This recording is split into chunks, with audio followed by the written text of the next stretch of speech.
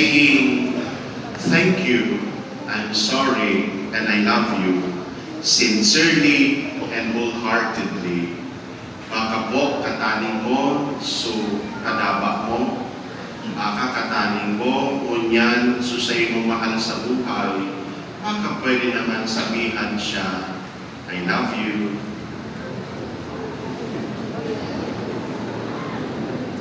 Yan. Or, kung nahiling mo po, so kaiwan mo sa likod mo, sabihin na po, magbayad ka na, kalutan mo. Don't be afraid to say the word, I love you.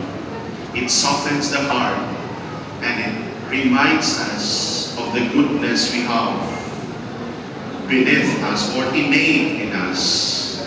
My dear brothers and sisters, 3-word mantra, thank you, I'm sorry, and I love you. As we welcome 2025, let us embrace hope with renewed hearts.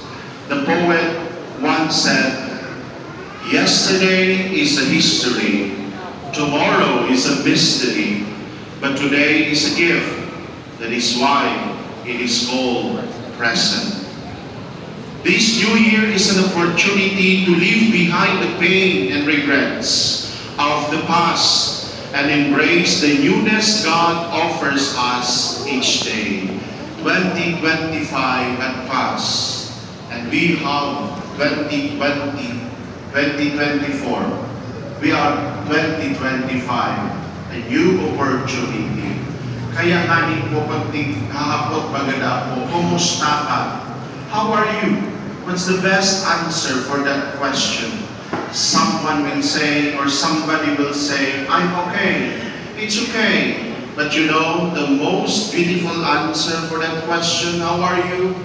The answer is, I'm better than yesterday. Because today, I am new. Because today gives me new opportunity. Kaya po pang 2024 chismosa ka, baka 2025, tama na. Baka kang 2024, puro permi kang rosot, 2025, magtaga-ulog-ulog na. Friends, new day, new year brings new opportunity.